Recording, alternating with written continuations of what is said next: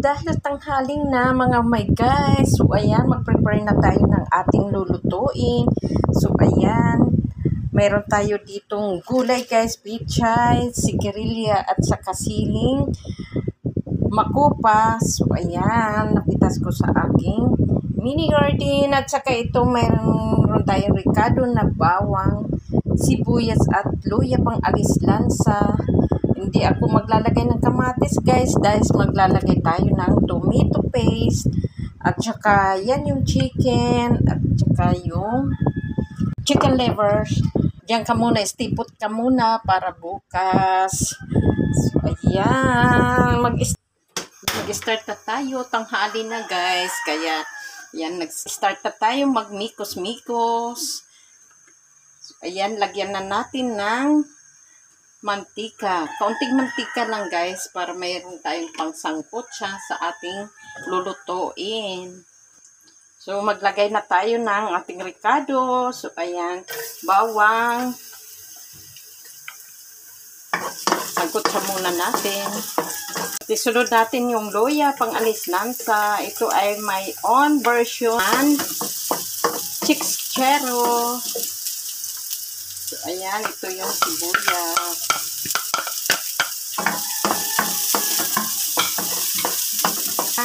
Isanggot siya natin yung chicken.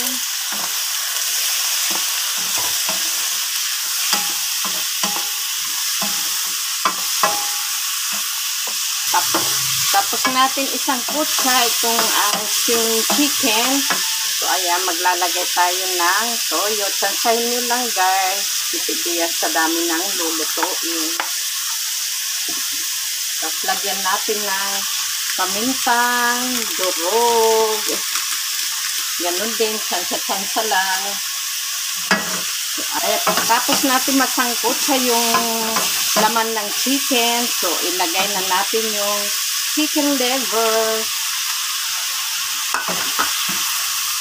So, huwag muna natin halu-haluin kay baka ma-dorog yung liver. So, ilagyan na natin ng 1 cup of water para maluto siya. Lulutuin muna natin siya guys. So, ayan guys. Lagyan natin ng kaunting granules.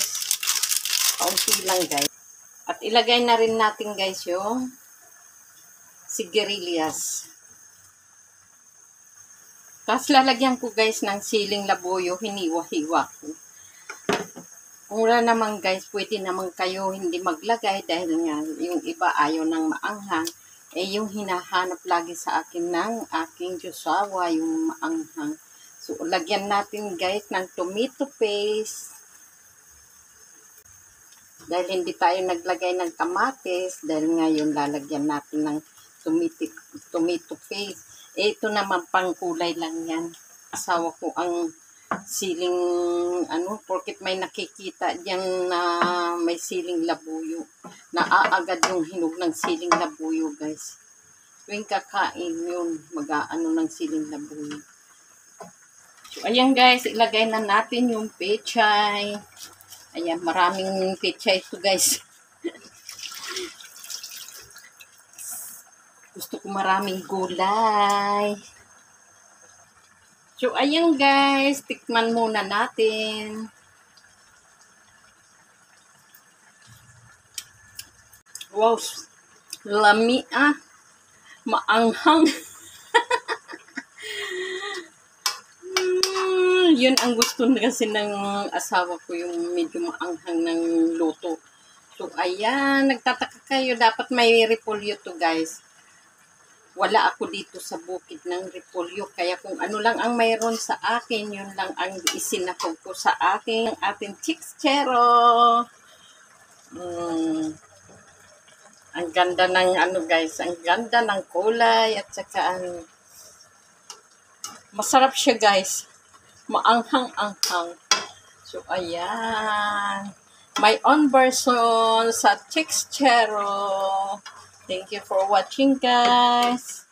Bye and God bless. I love you all. Mwah.